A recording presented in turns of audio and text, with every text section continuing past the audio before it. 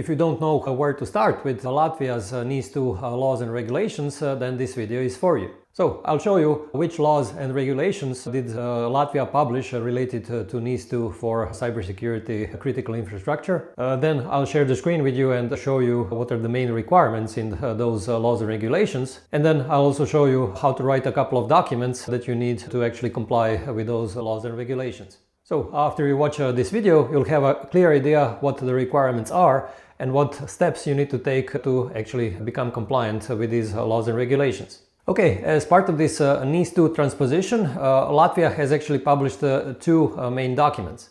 First, it has published this National Cybersecurity Law in 2024, and then it has published this implementing regulation, which is called Minimum Cybersecurity Requirements in 2025. And below this video, you'll find the link where you can actually click and open the original versions of these documents. Now this law, and by the way, I'll call it NIS2 law because it's easier for me to pronounce this rather than the full name of this law. So this NIS2 law is more general. It describes some more general requirements like who defines the cybersecurity strategy for the country, what are the main competent authorities, meaning the government bodies that are actually in charge of enforcing this law, how is the supervision of the companies that need to comply, how this is done. This law also specifies which companies must comply, in other words, which companies are part of NIS2 scope. And when it comes to cybersecurity requirements, it doesn't really provide too many details. It's rather generic when it comes to concrete cybersecurity requirements. On the other hand, this implementing regulation is very detailed. And by the way, in a minute I'll show you actually how both of these documents look like. So this implementing regulation goes into much more detail, and it describes what is the job of the cybersecurity manager, how to list all kinds of IT assets, how to write particular documents, how business continuity needs to look like, and so on and so forth. So as you'll see, this implementing regulation is basically here to describe the detailed rules that each and every company from NIS2 scope needs to comply with. Now, also worth mentioning here is this Commission Implementing Regulation 2024-2690.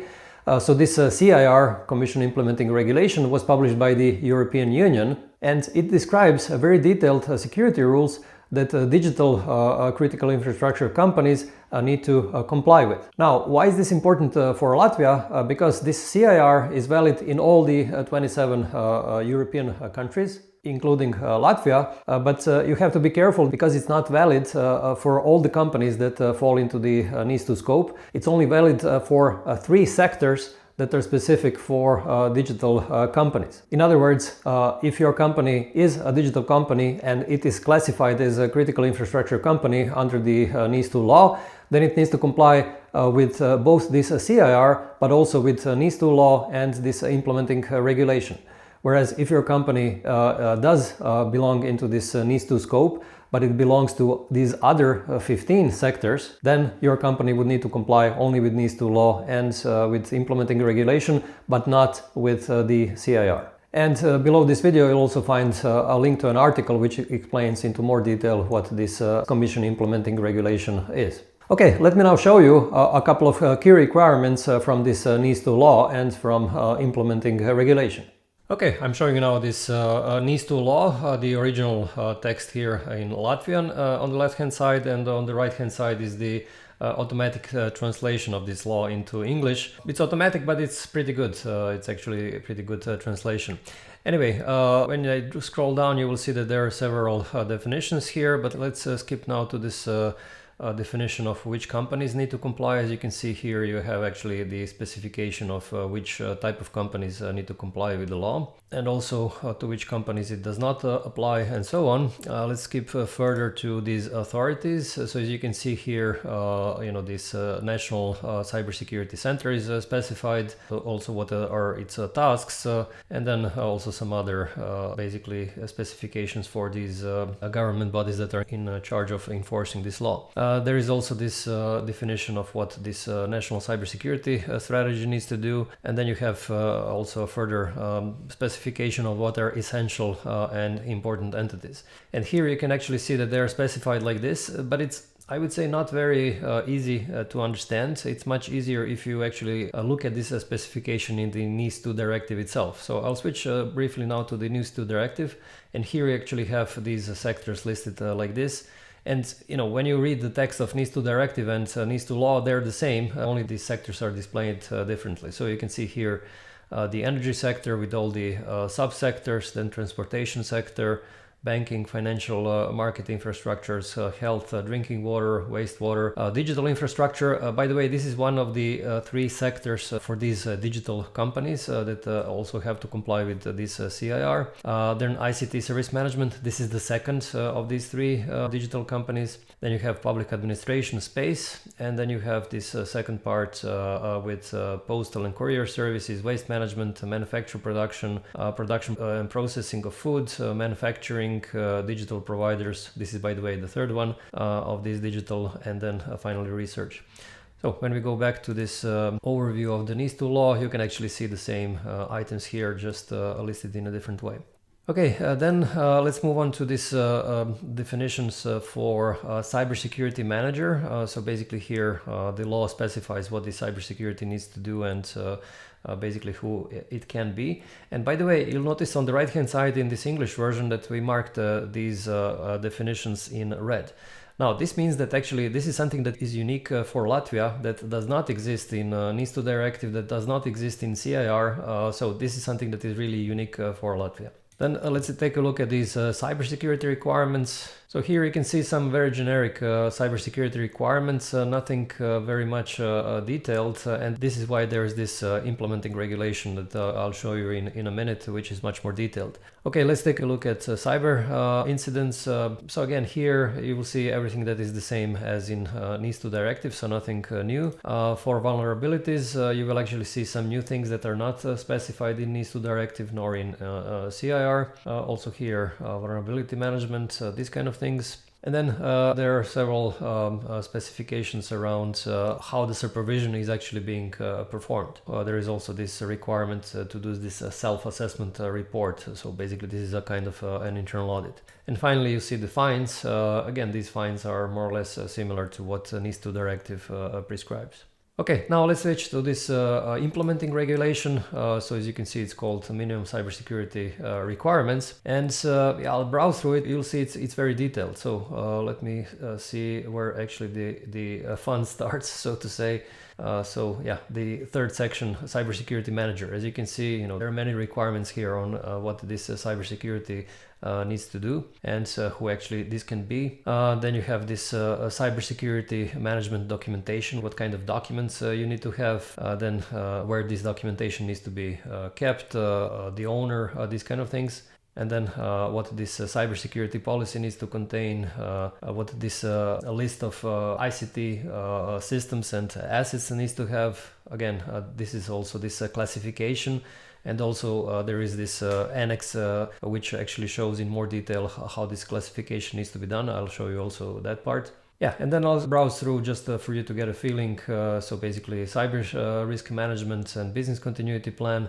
Again, most of the things are the same as in CIR, but there are some things that are different. So for example here, this requirement in 41.2 that this comparison needs to be done. Also 42.2, this class A and B.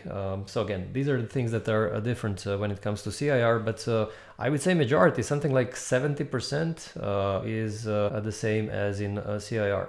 Okay, let me see some other things. So managing users and access rights, how you handle encryption keys, how you handle log files. As you can see, there are some differences here when it comes to CIR, so more precise definitions, so something that does not exist in CIR. Okay, and then you have management of backup, also cyber hygiene measures. This is more detailed than CIR around encryption skills. Then encryption specifications, requirements around outsourcing, some requirements related to, again, to outsourcing requirements.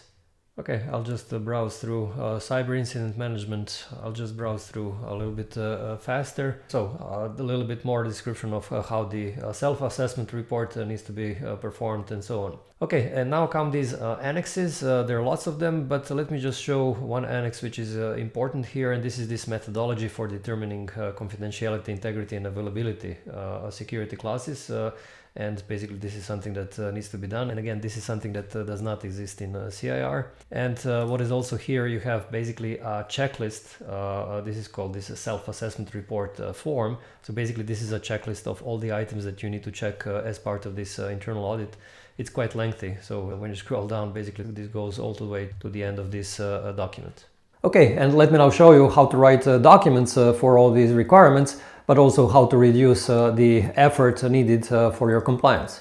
Okay, I'm showing you now this top-level policy on information system security from Advisera's NIS2 documentation toolkit, and on the left-hand side you can see this text of this policy in Latvian, and on the right-hand side is exactly the same policy in English. And when we scroll down, let's see this table of contents here. So you can see actually these things are covered that should be in this top-level policy. It does not actually go into details of cybersecurity. It's more about how the senior management controls the whole cybersecurity.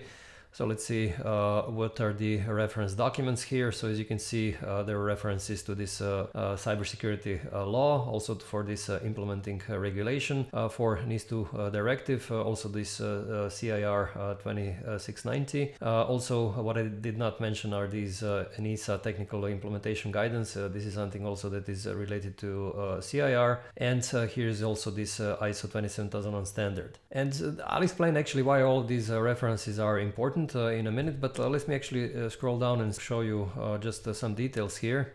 So here in this section 4.5, you will see actually that it is specified how actually the company controls cybersecurity. And basically it says that the cybersecurity is controlled through these self-assessment internal audits and also through management review. And basically these self-assessment audits are something that is specific, if you remember, from these requirements from the NIS2 law. So basically, as you can see, this document here is adapted specifically to these requirements in Latvia's NIS2 law, which actually brings me to the point on how to actually create these kind of documents.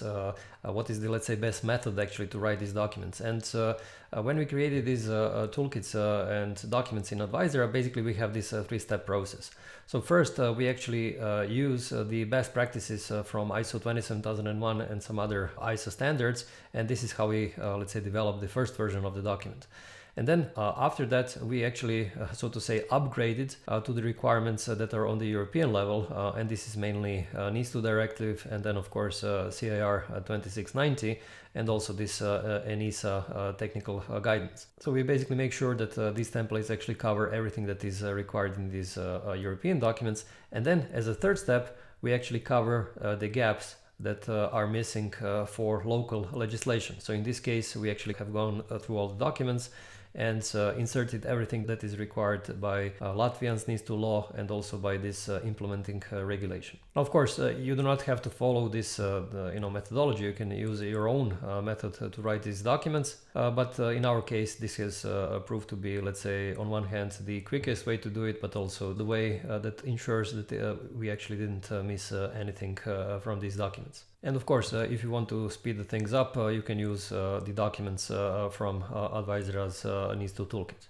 Okay, I'm showing you another document. This is vulnerability and patch management procedure. So if you scroll down to see the table of contents, here you will see a more detailed policy which specifies in more detail, how the vulnerabilities are managed, how these security scans are done, intrusion tests, patch management. So all of the things that are required directly by this CIR, but also with this implementing regulation in Latvia. So let's see the reference documents here. So again, you can see all of these documents reference that are relevant for this particular policy, but here you will also see these specific references to these particular articles in the law, but also in this implementing regulation. Now let me show one specific detail here in section 5, and let me also scroll the English version here. So basically here you can see that actually there is this requirement for security scans, and there is also this comment which basically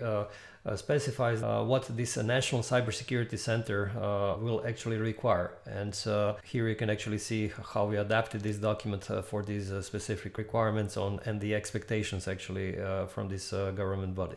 Okay, hope this was helpful, and let me know in the comments below if you have any questions about Latvia's NIS2 laws and regulations, and I'll get back to you as soon as I can. And to access this NIS2 documentation toolkit in Latvian that I was showing you, click the link in the description below, and you'll be able to sign up for this free demo account of this toolkit, and you'll be able to download free demo documents, all of the documents from this toolkit. And see also my next video, which shows in more detail how this NIS2 documentation toolkit works. And if you like this video, please give it a thumbs up, and you can also subscribe to my YouTube channel not to miss any of my new videos, and I publish videos about cybersecurity governance and AI governance every week.